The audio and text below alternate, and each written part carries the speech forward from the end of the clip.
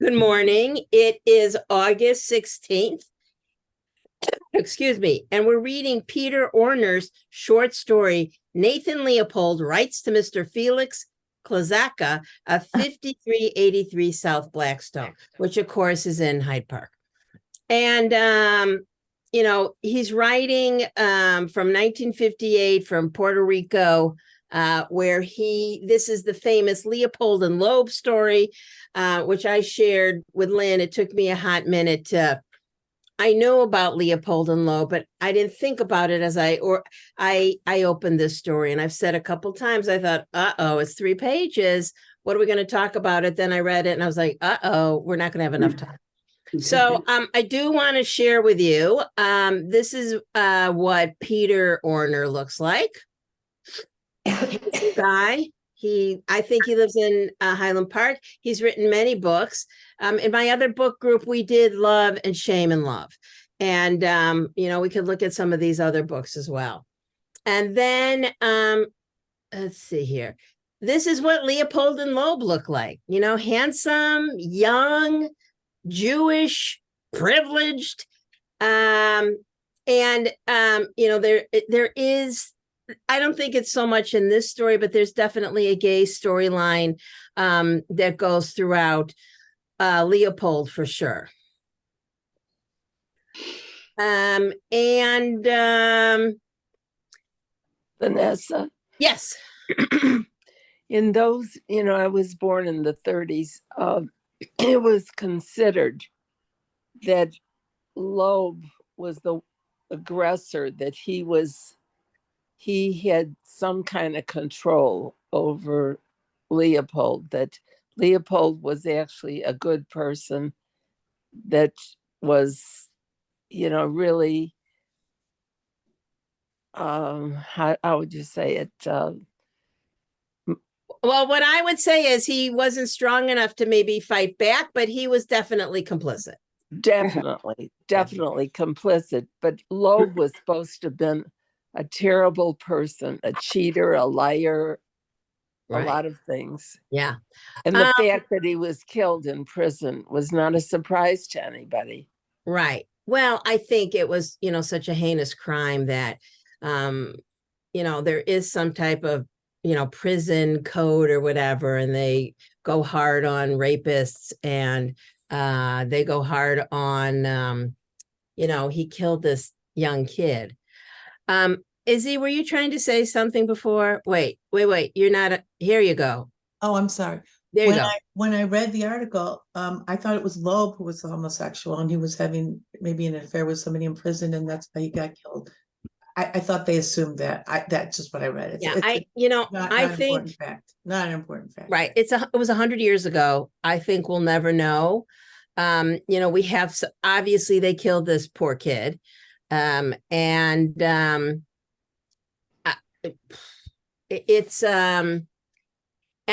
other thing that I thought was super fascinating is the lawyer was Clarence Darrow. Mm-hmm. Right. And I don't know. I guess I thought he was just from a much older time, or you think of him. What's the movie? Inherit the Wind, I think. Yes, Inherit the Wind. Thank you. And the other thing that kind of blew me away after going down the rabbit hole of Leopold and Loeb is there was a book by Mayor Levin. There was a movie, Compulsion. Right. There was a musical. Like, I don't get it. I don't get that. And I was talking about it with my mom. And she said, my mom is 90. She just turned 90. And she said everyone was embarrassed because they were Jewish. And we started that conversation that, they're Jewish and how terrible is that? And in this letter, Leopold does allude to, he speaks a lot of languages and how erudite he is. Elaine. Okay, I think besides discussing the horrific crime, I think in the letter, he shows that he had some compassion. and is having remorse for his crime. I think that we have to discuss the topic of the letter rather than discuss the horrible crime, which we all know about, Right. and how people can change over time and become a different person. So, of course, the Jewish term is tshuva, that you make repentance, and we're coming into, let me just quickly look. It's Rosh Chodesh Elul, tomorrow, which is the beginning of the month. Elul, the month that we're supposed to take a reflection on our past year. Elaine, I think that's a great question. Merle, I saw your hand up, and then Susan. And you need to, Merle, but yeah, I'm mute. Okay, for me, this story was about a huge moral dilemma about if a person commits such a heinous crime, even though they've spent decades in prison, should they be allowed to go out, get married, get a job, have a life, and, just die a normal death at the age of 66? And I told this story to a man I know who's like in his 50s, who's a Russian guy, very smart guy. He said, oh, well, look at it from the pragmatic point of view. If a man has been rehabilitated in prison, why should society continue to pay his upkeep? You're paying this person who could go out and work himself. Why should you continue to pay for him in prison? And that's what's happening now in a lot of prisons, that they are releasing people who have low-level crimes. But still, that's the moral dilemma of this story when a person has committed such a heinous crime. And he says in the letter that Loeb and he were both tainted, and that Loeb got off easy by being killed in prison, whereas he has to pretty much continue to live with the guilt of what he did. So I think the big question of this story is, should he have continued to stay in prison till he died? I mean, to me, that was the gnawing question. And the whole thing about Hyde Park, I mean, because Vanessa, we're from Chicago. I used to live at 5200 Blackstone when I was in graduate school at the University of Chicago. And I thought, oh, that's a block away from where I live. But the average guy on the street would not know that Blackstone was in Hyde Park. So he gives it a very authentic setting by making that letter from Hyde Park. But to me, should he have been in prison for life or not? I mean, that's the real question. Susan, then Lynn. Well, okay, in 1958, I was 19 years old. So this was a big story when he was paroled. And I mean, they went through the crime, the whole thing, all the newspapers filled with it and everything. But when in reading the letter and his talking to this Holocaust survivor who wrote to him, I think a lot of it is about repentance and about forgiveness. And that when a person has repented, and obviously you could see he was still suffering in the letter, he wasn't getting off free psychologically. He was still suffering for what he had done. But it was like he was forgiving this, I can't pronounce his name, the guy that wrote Felix. You can call him by his first name. Felix. Okay. He was kind of forgiving him for his attitude. I mean, and it was I thought it was very, very interesting the way this was presented. Lynn. Remember, this is a story that he's written. So we don't know exactly what the truth is, somewhere in between here. And I think what Orner wants us to do is discuss this. And I think our own moral compass is going to come into play in our interpretation of this. The narrator's tone was really interesting. I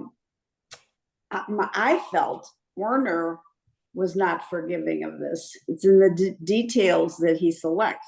Right. I thought the fact that he begins by this delivery of all this furniture, into his room was such a poke.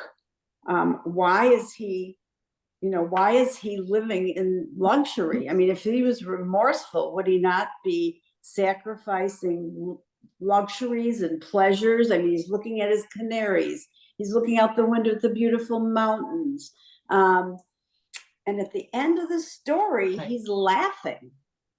So I was confused. I have to say, I'm very confused by the dissonance between the narrator's tone and what Leopold is saying in the story. Is he remorseful, or is he still arrogant, which he is being accused of? At the end of the story, they called him youthful arrogance. The idea of young people committing murder is all over the newspaper now. And the question is, Even in Highland Park. and in Highland Park, and how do we feel about teenagers committing murder when their brains aren't fully developed? And do they have conscience, and do they take responsibility for their actions? So this is all, I think, tied into this story, and it's interesting to hear all of us. I mean, I am not generally for death penalty or life in prison, but the heinous act that they commit and the deliberate, purposeful planning of this, it causes me to pause somehow. Izzy, then Alice. Yeah, it was interesting when I had low. What happened to me? The video keeps going. We can still hear you. The video keeps going off for some reason. I don't touch it. But then I went to Wikipedia and looked them up, and then 2 days ago I just saw, or this morning I saw you published. I saw you wrote that we should look at Wikipedia, but I had known about it because everybody my age, we knew it was a horrifying story. But I went, how does Peter Orner, did he just made up this letter? Did he make up this letter? Yeah, he made it up. Knew that people who knew him in Puerto Rico? Because what he says at the end, once a young man bludgeoned a child with a chisel to make certain I stuffed my fist in his mouth. My hands are rather plump now, which means are plump now that they wouldn't fit into his mouth. But it's a vicious thing to say at the end of a letter to remind him of what the horrific thing that he did. So to me, it was a very arrogant kind of letter. And a put down when he kept saying Mr. Kleczka or whatever, I saw it as a very put down letter. But I wanted to know why Peter Orner, if he knew something more, he would write this little short story as if it were true. I did. That's my question. I did. It makes sure. Okay, well, and also it's such a complicated idea of the story of what you should do if somebody commits a crime when they're very, very young. Yeah. Should they spend their life in prison? Should they, like he came out and did good things at the hospital or whatever?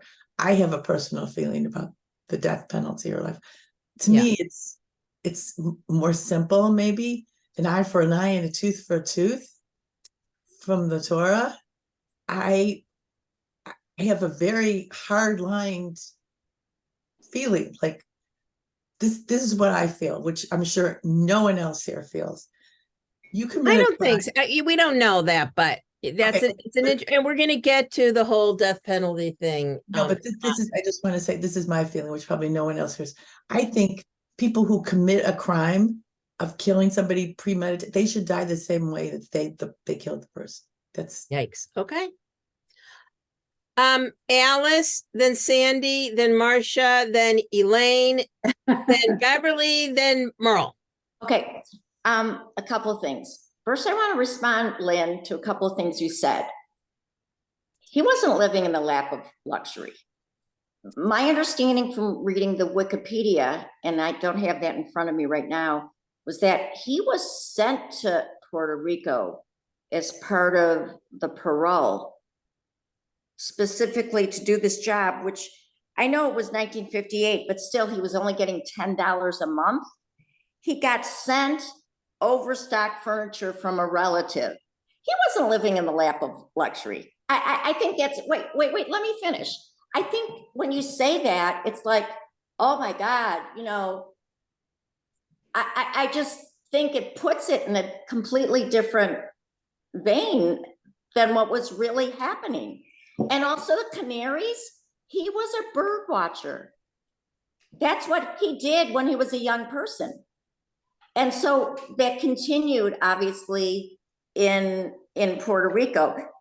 I just want to say one other thing. I mean, this goes to, I think, what Merle was saying and Izzy was saying about the, I think it is, this really, it's fiction, as we've all said. And I think it is kind of a jumping off place to talk about young people committing crimes, the death penalty. And I agree with, I think Lynn said it, I think other people said it, that, you know, there has been all this research about young people's minds, you know, brains not being fully developed. And they're starting to do programs where young people who were even sentenced to life in prison can be up for parole under certain circumstances. So I mean, I think that, you know, I agree that the Leopold and Loeb story was the jumping off part, but I think it is really more a discussion of young people committing heinous crimes. What does that mean? The death penalty, all of the above. Yeah. Okay. Sandy. I remember 1958 very well. I had just graduated college. I was married and pregnant.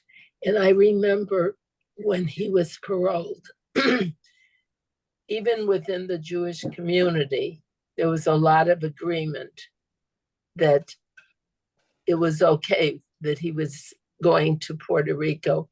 It was almost like he was going to be living in poverty there. People were sympathetic after knowing about this heinous crime for so many years and being disgusted with the two families. I think that he had the sympathy of the Jews of Chicago when he went to Puerto Rico. And his life there was supposed to have been very simple. He was supposed to have led a very giving life, expecting nothing, no riches, no particular personal happiness except from the work that he did. And then he met this woman and got married. And people, I think, wished him well. I mean, I think it was a complete turn of feelings. I can only imagine. I bet it was. And it says in the piece that he got offers of marriage all the time, I bet. Yeah. And you read about that today, you know, men in prison and people want to marry them. Marcia Rosenbaum. Okay, I have two thoughts. One, does anybody remember the Winnetka murders in 1990? David Biro, he was like in my son's gym class. And he was 17 years old and he was high, always high on drugs. And in a high moment, he decided that this couple who his mom had befriended was annoying, and he ambushed them in their townhome. The woman was pregnant. She wrote "I love you" to her husband in her blood, and he murdered the couple. And the pregnant woman's sister, but they couldn't figure it out. They were blaming it on the IRA, the Irish Republic. They couldn't figure it out until he was bragging about it to a classmate who turned him in.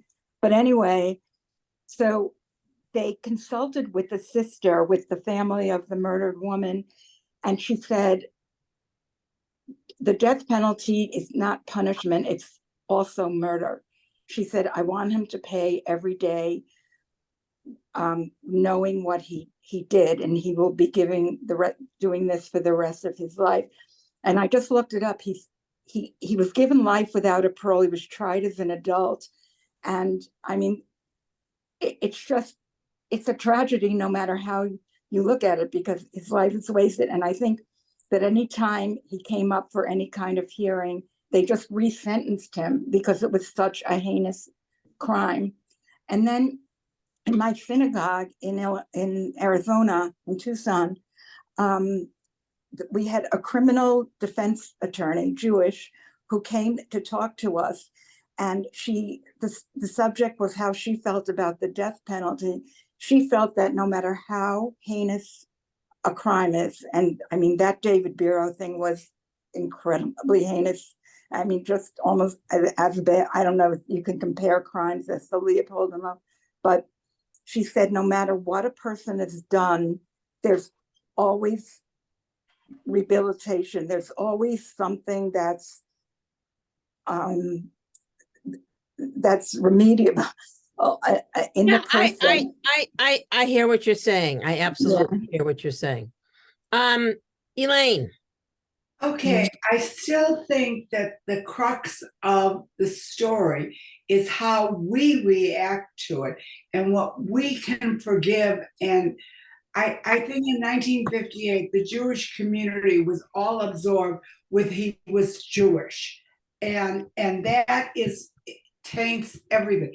Forget, he was also a human being and had been in prison all those years and supposedly had done good work in prison.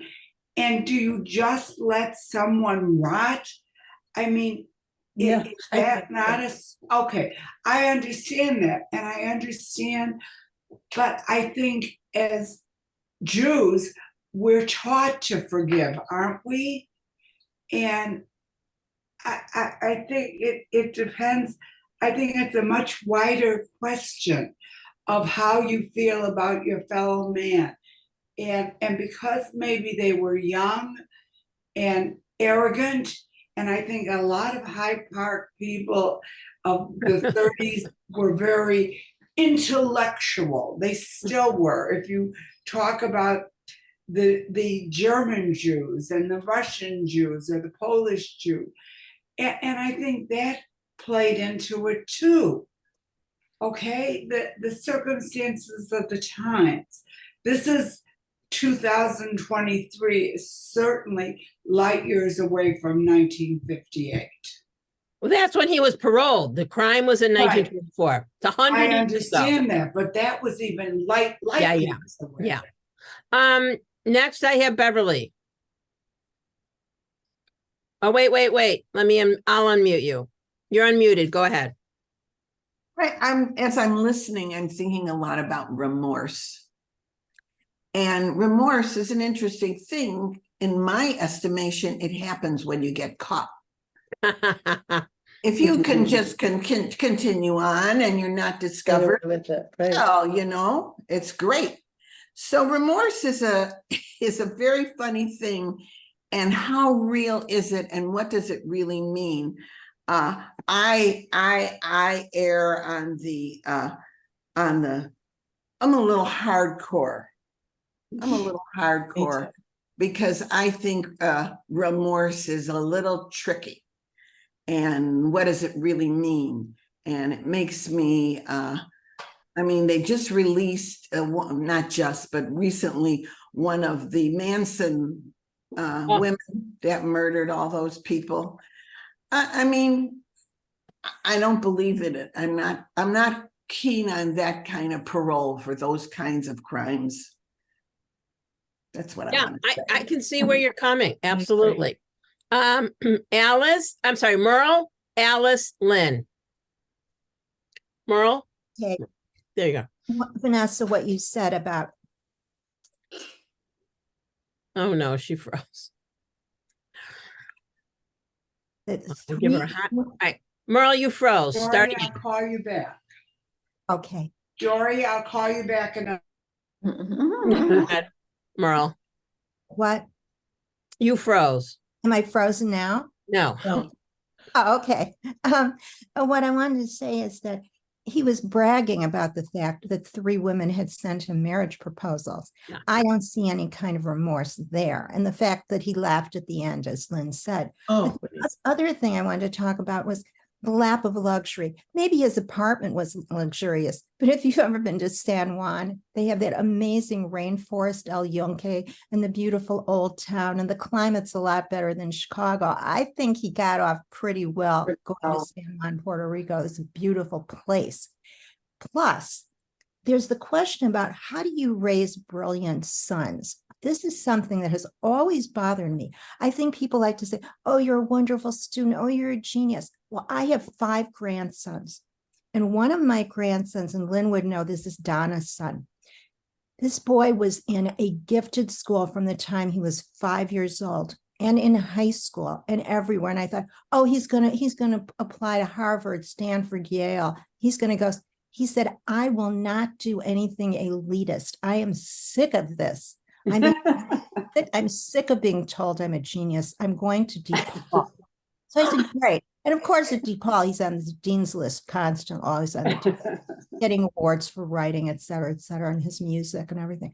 But I mean, the idea that maybe we raise our sons in a way that is wrong.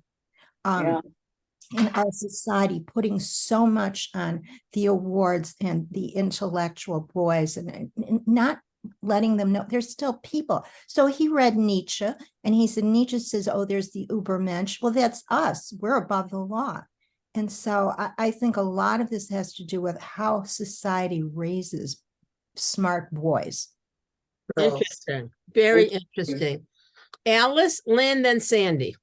Yeah, I wanted to comment again about forgiveness and also the death penalty. I'm not saying either of these things with any judgment. It's just my memory of it when, and I can't even remember how many, the people were killed in the Black church in South Carolina. If I remember correctly, during the trial, there was not all of them, but some of them said, I forgive him. Okay. Oh, yes, right. I'm not saying any judgment, but this is what I'm going to say. This is more recent. The killing of the Jews in the Pittsburgh. Tree of Life. Thank you. He was just sentenced to the death penalty. And it's interesting. I didn't hear anybody saying anything about forgiveness. No, I only heard, and again, I'm not making a judgment. I'm just saying that there's different ways.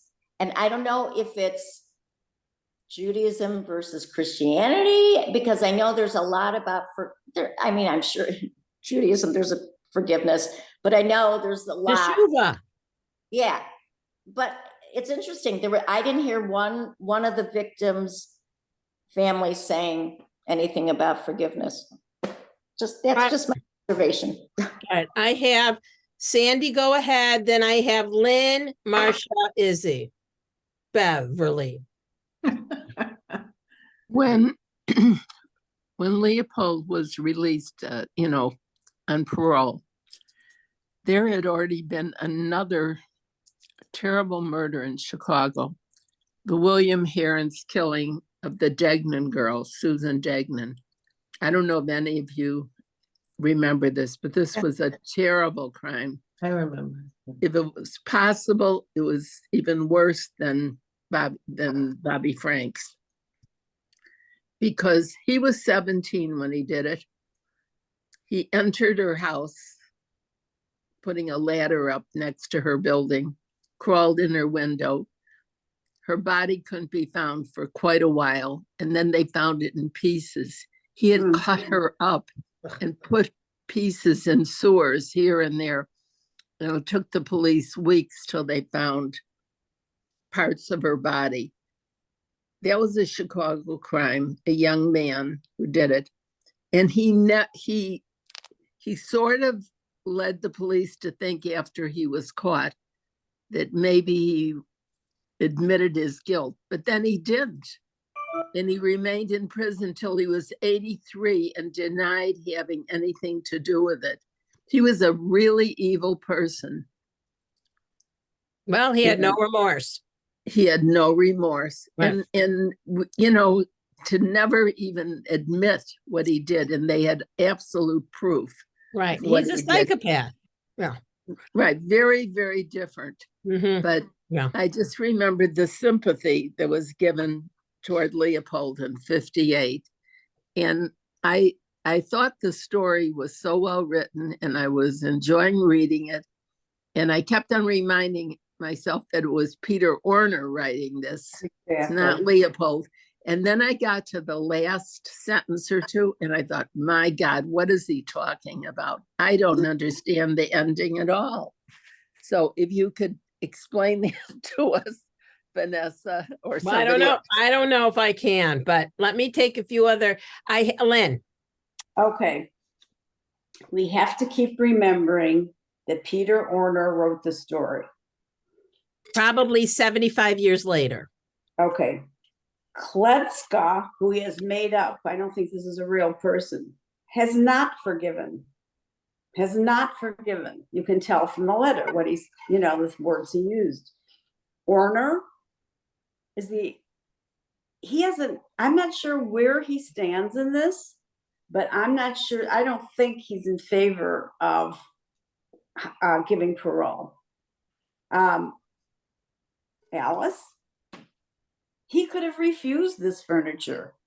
I mean, if he's truly remorseful, Orner, remember, Orner's writing the story. I'm trying to get to Orner's point of view, okay? Yeah. I'm not saying that Leopold did this.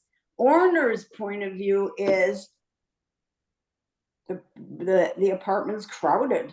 It's got it doesn't matter if it's overstocked, love seats, sofas, end tables, floor lamps, a pool table. I mean, goodness. And then he says in the next line, Nathan, home from work, sits at a large oak desk, big as a banker's. Big as a banker's. Look at the imagery he is using to describe this. He takes off his shoes, he rubs his feet a while, he watches his canaries. These are pleasures. These are human pleasures. What about Bobby Franks? He's not rubbing his feet. He's not looking at canaries. I mean, he is a human being, and I keep writing tone. Look at the tone of the author here and his view. And then he says he has a single window and beyond it a small mountain. And when he first arrived here, it was heaven. All right. He does feel remorse. I feel he feels remorse. But is that the question of the story? The question of the story, does the punishment fit the crime?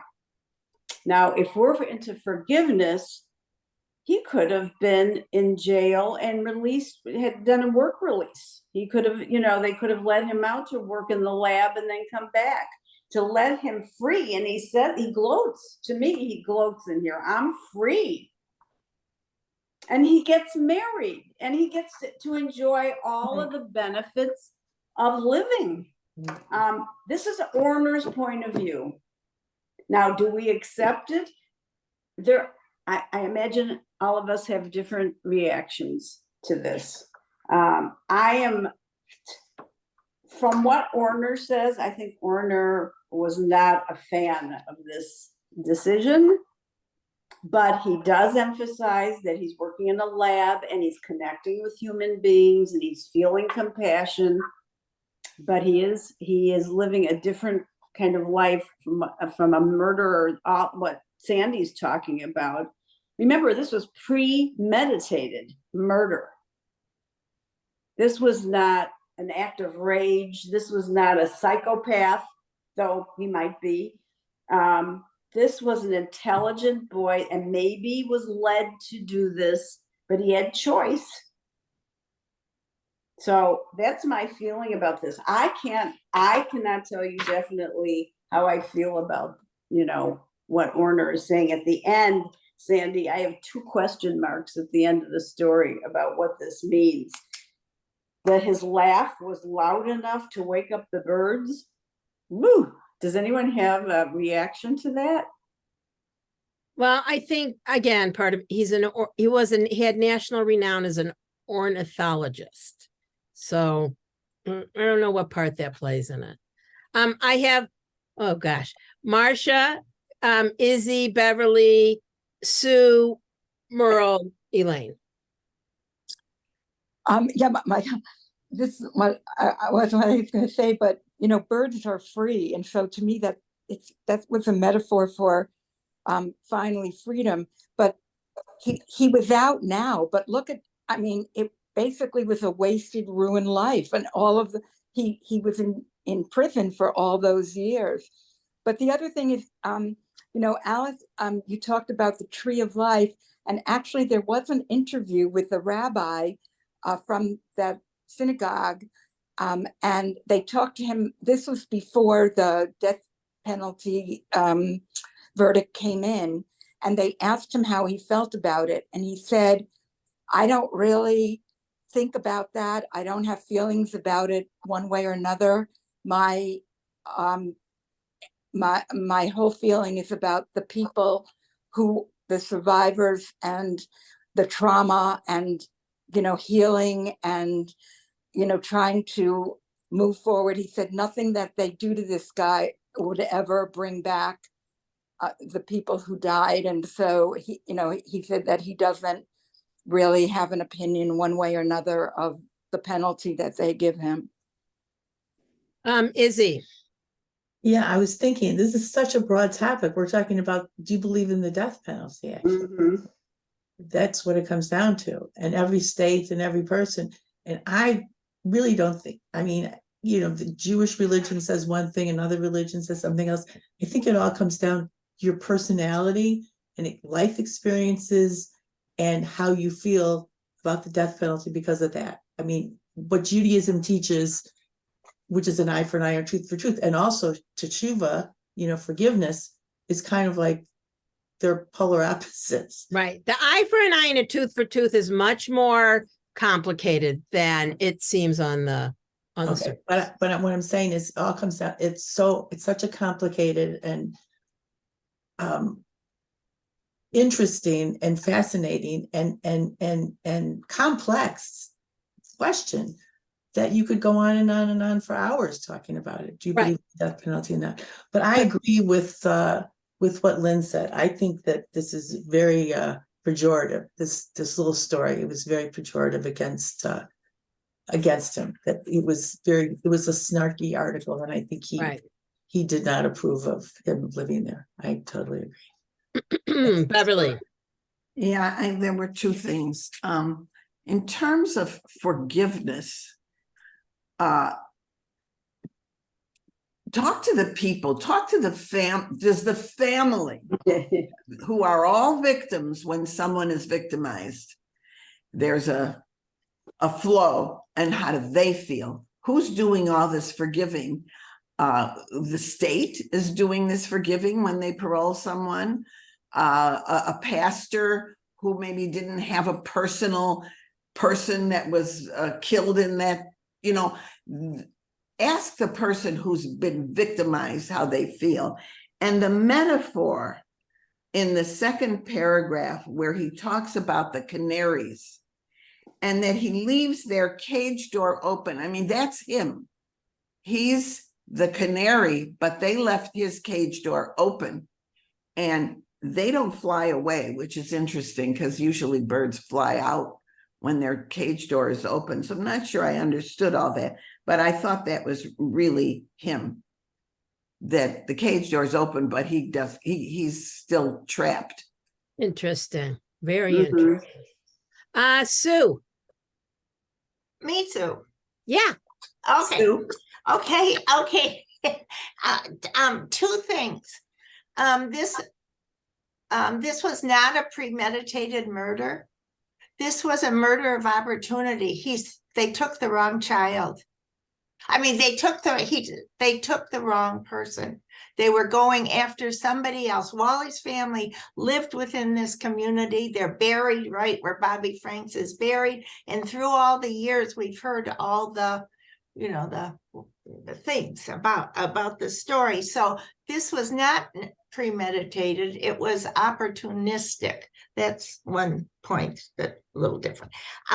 Then to my way of thinking from all of the story, it would be easier for this man he's asking this man to come kill him because that would free him from all the guilt and the repercussions of, yes, he's free. Yes, he's looking at all this beauty. It appears that he has whatever he, needs in a life that is not in prison.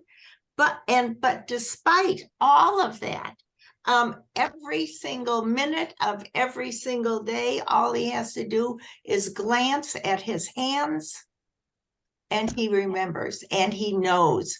And is that enough? I can't think of the word, but punishment. He has punishment every single day. So who's to say what the punishment should be? So 2 comments. Is guilt punishment? But I can't get over what Beverly said, that the remorse and the guilt is because he was caught. Right. Yeah. He did confess. They both confessed. One of them confessed first, but is guilt punishment? I have Merle, Elaine, and then Alice. Merle, unmute.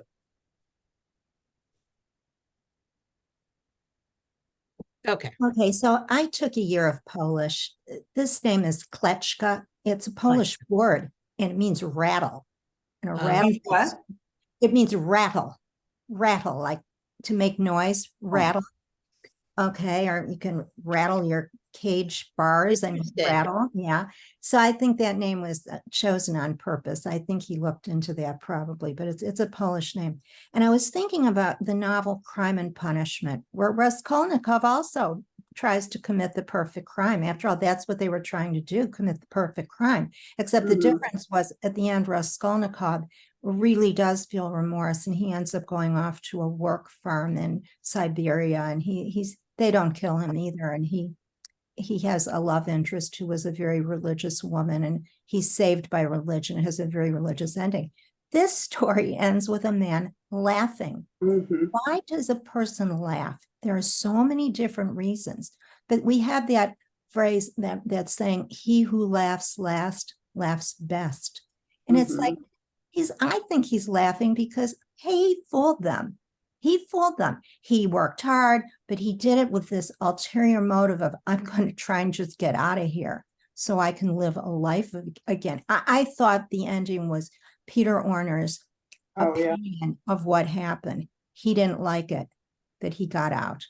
I mean, I agree with the part about he could have done work release. He could have worked at a hospital, but the idea of going to this beautiful Puerto Rico because this organization sponsored him, or whatever, there is no justice here. Can you imagine how the family of Bobby Franks felt? It's your child, a 14-year-old boy. I just thought the ending was so pretty clear to me that Peter Orner is judging this decision to release him. That was that laughing louder and louder and louder. And arrogance. That was my interpretation. Interesting. I mean, Sandy said, I don't think anyone forgave Leopold, but many agree that he could be doing his penance better there than in a prison cell. And that's another interesting take on it. Elaine. Okay, we have not discussed in the first page about the woman in the hospital that he talks about that has this horrible illness and is going to take up to a year to die. Is he comparing himself to suffering, or does he have compassion? I mean, we've just sort of forgotten that he was working in a hospital and trying to help this woman. I mean, let's hear some discussion on that. That's an interesting, again, another interesting point. I have Alice and then Lynn. I was just I just wanted 2 things. I wanted to say, I agree very much, Sue, with what you were saying. And I think this kind of supports it. Kind of in the top third of the letter, he says, I am sure this is something even we can agree on. Oh, I want you to know that I believe, I'm sure this is something that we can agree on. I am the luckiest man in the world. I am free, and nothing you can imagine is more delirious. Yet delirium, I might add, always gives way to a fog that never lifts. So I think, you know what? I think why this is a really good story is that it kind of throws it all at you, all these different things. And there are different ways of looking at it. And I'm not sure it's that definitive at the end as you said, Merle. I mean, you can see it that way, but I think the way Orner tells the story, there's room for lots of different interpretations. And I just have to add this in. I saw a play this weekend, Harold Pinter, No Man's Land. Oh, And it's like, it was, I don't know, I had a real hard time with it, but we went with other people and everybody had a different take on it. And even the introduction that we read to the play said, this is what it's not like set in stone that this is what this story is about. This is the stand it takes. There's lots of room for interpretation is what I want to say. Agreed, agreed. Lynn and then Sue. well, Alice stole my thunder because I was going to talk about the fog in his, I mean, look, he knows what he did. He's an intelligent person. And I think that there is an attempt on Orner's part to make us see that he is a human being who does have compassion. I think that's the story of the woman who's suffering. And that's his. Wait, Peter Orner or Leopold? Peter Orner. Okay. Peter Orner wants us to see him as a human being with guilt. But, I mean, and this is different interpretations, but does that justify The life you have. yeah, I mean, the choices you make have consequences. And the question is, we all have different opinions about what the consequences should be for this. And obviously the powers that be thought that he should be released. And some of us feel that there are alternatives to that. And I agree, I have written down Frank family. I mean, that is something that you absolutely, now, when you read in the paper what different people their kids have been victimized, some say, you know, forgive. Others say, at least we have justice now, you know, so it comes from our background and what we, you know, and I like the idea of this cage that the bird doesn't fly away, that he is trapped in guilt and the fog in his brain also. Of course, he would have to be a monster, not to he's not a monster. I don't get that feeling from Orner, but the way he ends the story, if somebody can show me that this laughter is a positive, I might feel differently, but to me, he says at the end that we all are the same in death, you know, that we're all equal in death. Does he crave death? I don't know. When he says to Kleczka, come murder me, I think he's joking, really, though. I don't think he's serious about that. I don't know. Maybe you can convince me that he is, but I think it's open to interpretation. I agree with Alice. Okay. All right. Sue. You mean me? Yeah. All Oh. right. There are two. But Sue's. well, there's two Sues here, so I'm just trying to make sure. Yes. Well, first of all, I think one of the things, and I don't know if Peter Orner is looking at this way or not, but prisons in effect are supposed to be not only for locking somebody up who's done something heinous, but also for rehabilitation. And has he been rehabilitated? I mean, we don't really know for sure. I mean, obviously he was doing a lot of good things while he was in prison.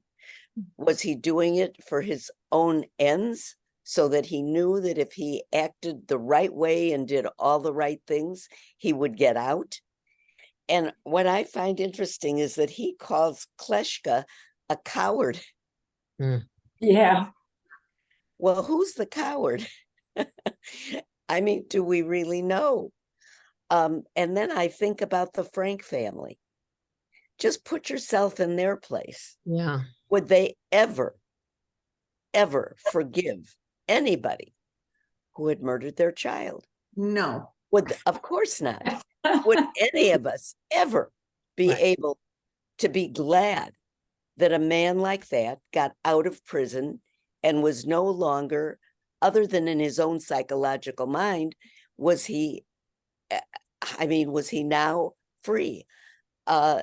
Where is there, where is the help for them? You're right. I mean, there's so many ways to interpret this. Yeah. And we all have, are coming from a different place with a different, and I do like what Beverly said about him getting caught. Yes. I mean, I'll be I thinking think about that. is true. When people Yeah. get caught, their behavior is altogether different than if they were able to get away with something. When I told Rabbi Serrata we were discussing this, he said that it boils down to, Clarence Darrow took it probably because of the death penalty. And so I just put in the chat, this is from Clarence Darrow's speech. The easy thing and the popular thing to do is to hang my clients. I know it. Men and women who do not think will applaud. The cruel and thoughtless will approve. It will be easy today, but in Chicago and reaching out over the length and breadth of the land, more and more fathers and mothers, the humane, the kind, and the hopeful, who are gaining an understanding and asking questions, not only about these poor boys, but about their own. These will join in no acclaim at the death of my clients. And that's not even the ending of it. And I think that's why Darrow took it. I assume he could have had his pick of any clients. They termed it, again, the trial of the century. And then I was thinking, are they going to say the OJ trial, in 100 years? What are they going to say about that? And I just think that there's just so much to think about. The judge, this is from Wikipedia, the judge was persuaded, but he explained in his ruling that his decision was based primarily on precedent and the youth of the accused. On September 10th, 1924, 99 years ago, he sentenced both Leopold and Loeb to life imprisonment for the murder and an additional 99 years for the kidnapping. A little over a month later, Loeb's father died of a heart attack. And the other thing, and I couldn't remember his name, I had to Google it. I mean, George Ryan, who I was not fond of him as a governor, but he did away with the death penalty in Illinois. And Vanessa, agree with that. And we've heard some other opinions. So maybe they, 100 years later, they would have the same ruling. Beverly. Okay, so they may do away with the death penalty if that's the law of the land, but don't let him out. Oh. That's a whole other issue. Okay. Don't let him out to live. Oh, he's guilty, but he's gonna have sex if he still can, and he's gonna get married, and he's gonna have scenery, and he's living in a pretty crappy place. He's not in San Juan. He's in some remote city, which at that time was probably pretty primitive, but who cares? And I in this story, I think that's what I think. If you do away with death penalty, fine. But when someone commits those kinds of murders and they're sentenced to life, let it be. Don't let them out. I think Marcia said, but then it becomes incumbent upon us, or Merle, that we have to start paying for all of that. And our prison system is overloaded, overcrowded. I'm not sure what, and of course, the prison community, prisons are run, it's a business. And so they are the people running the business want to keep the business going. And, for me, something that doesn't sound right. Merle, did you want to say something? Yes, I've read Peter Orner before. I read The Second Coming of Mavala Chicago, and I would say this is the most vivid prose I've seen from Peter. His stories, the Esther stories, were read out loud in Los Angeles by actors. There was an event on a Saturday night, and I immediately wrote to my daughter, "Oh, you should go see," because she knew him. She went to Michigan with him. He's very, very, very lauded and has received many awards. I thought this was the most vivid stories I've ever read by him. And this prose to me is fantastic. Mr. Kleczka has written something very, very specific to him. He says to Mr. Kleczka, among other things, you call me God's revulsion and express the wish that I choke on my poisonous froth. You write that my employment in a hospital is the ghastliest joke Satan ever played. And as a veteran of Hitler's war, you know from whence you speak. I do not doubt you, Mr. Felix Kleczka. I think that description of it as being just God, he's God's revulsion. We bring religion into it. What do we expect of a man, the thing that he did, whether he killed one boy or many boys, it was one boy. And yet we're talking about it in the same way we're talking about the shooter in Highland Park who killed all those, 7 people and injured so many more. Do you want him to get out of prison? I mean, is that what we want? I don't think these people should get out of prison. And when I walk away from this story, that's what I'm going to remember, that they should not get out of prison. Maybe a work release and then go back to prison, but they should not be free. Yes, he wasn't living exactly in San Juan, but he could probably take a bus over there and have a really good have fun. Listen, I think there's a couple. I mean, there was a boy who just shot someone in Highwood 24 hours ago. 48 hours ago. Bobby Primo, he's a sick kid. And if he were to be let out, I think he would shoot again. And, how do we draw the distinction between those who are sick and are going to do it again and those who have tshuva and have had repentance? Elaine. Vanessa. Yeah. From what I gather, Sorry, I'll get back to you. Hospital was a horrible place that he worked. People were dying all the time. How many people want to work in a place like that? Maybe that was part of his punishment, which we never ever discussed. And maybe it helps you when you do a horrible thing. Maybe it helps you to do something good for someone who is dying. And if you remember, this woman had children and she didn't have anyone to take care of the children. And the author makes a point of saying that. And maybe we have to look at, I think it's a very complicated issue when someone as a child, and these Leopold Loeb were basically very young, commit a horrible crime. And years later, are we the same person? I don't know the answer. That's a good question. Sue, go ahead and finish your thought. Okay.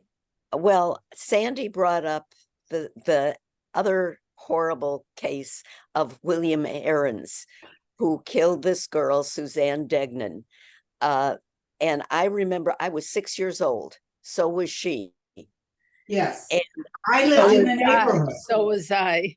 And I slept with my, now I don't think maybe I was 4, I don't know. But all I remember is after that, I slept with my head under the covers because I was so afraid that if somebody came in, they'd find me.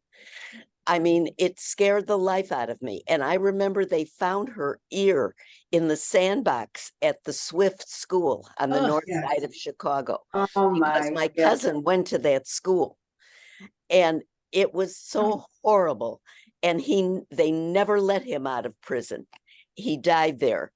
And, maybe that's the way it should have been for Nathan Leopold too. and anybody who commits that kind of a heinous crime, because it doesn't, it affected the Frank family, but affects a lot of people. I mean, I think of me, Suzanne Degnan was not a relative of mine, but it scared, as a child, hearing that, it scared the life out of me. Right. I knew all these kids who were terrified that someone was going to climb in their window. I remember them going through our garbage cans. Yeah. Yeah. So Sue, this is Sandy. I never got over that until about 2 years ago. I would not sleep without a dog next to my bed. I was the same age as she was too. And we lived in an apartment building on an upper first floor, just like that. And I always remembered that my mother and my aunt kept on locking the windows, even in the summer, without air conditioning. No one slept with their windows open again after the Susan Degnan murder. And Herons lived to 83 years old in prison, and we paid for all those years to care for him. I don't forgive him, but I do agree that letting Leopold out on parole was a good thing. well, as I said at the top, I knew this would go, occasionally I'm like, what are we going to talk about? But I know we'd have plenty to talk about today. And just a quick on the eye for an eye. I was looking up some stuff. It's really a monetary thing. Not if you poke out somebody's eye, you get your eye poked out, but monetary compensation. And certainly we've seen that today and in our litigious society in many different court cases. Just a quick reminder that our next short story is going to be in person, 10 o'clock here at Macomb. And I am happy to say with pretty much Clavey is almost finished.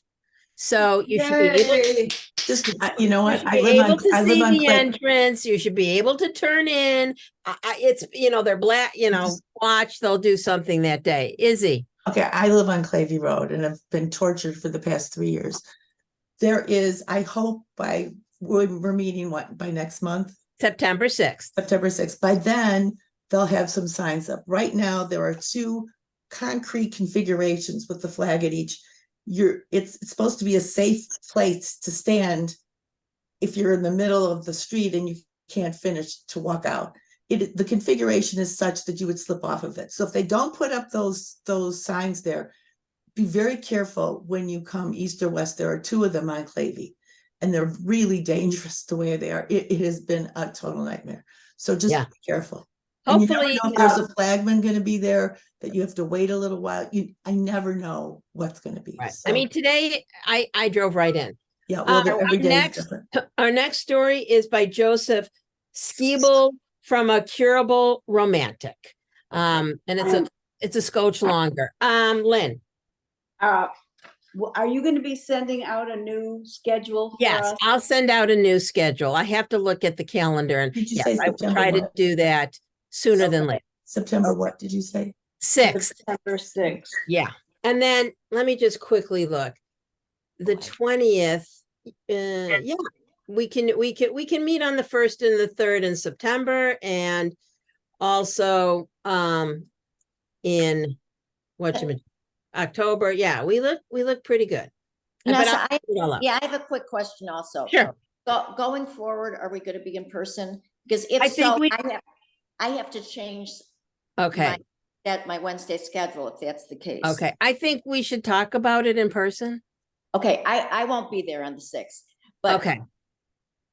So you vote for Zoom is my. Yeah.